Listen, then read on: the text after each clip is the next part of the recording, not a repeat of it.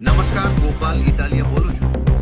બોટાદ જિલ્લાના ગઢડા તાલુકાના સખપર ગામના આમ આદમી પાર્ટીમાંથી જીતેલા ભાઈ શ્રી પ્રવીણભાઈ મકવાણાને ભાજપના ગુંડા તત્વોએ બેરહેમીથી માર મારી અને એમને ગંભીર જીવલેણ કર્યો.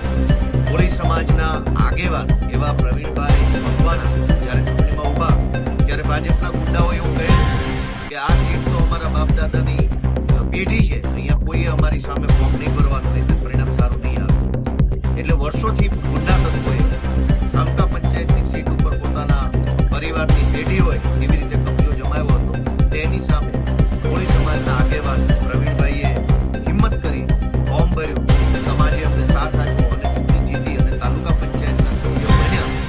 તો આજે એમની ઉપર આ ભાજપના ગુંડાઓએ જીવલેણ હુમલો કર્યો છે. એમના હાથ પગને પણ ગંભીર ઈજા પહોંચી છે, શરીરમાં અન્ય જગ્યાએ ગંભીર ઈજા પહોંચી છે. ત્યારે ગુજરાતભરની જનતાને એટલું જ કહેવાનું કે આ ગુંડાઓને આપણે ક્યાં સુધી સહન કરીશું.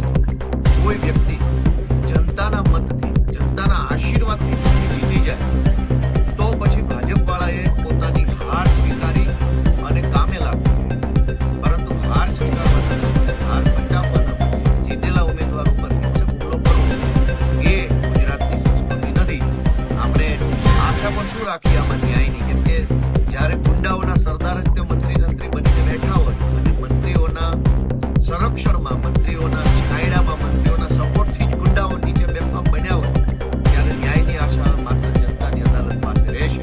અમારા સમાજના આગેવાન અને તાલુકા પંચાયતના સભ્ય, ગઢડા તાલુકા પંચાયતના પ્રવીણભાઈને ઈશ્વર જલ્દી સ્વસ્થ કરે પ્રાર્થના અને જનતા પણ જાગૃત બને એવી આશા રાખું.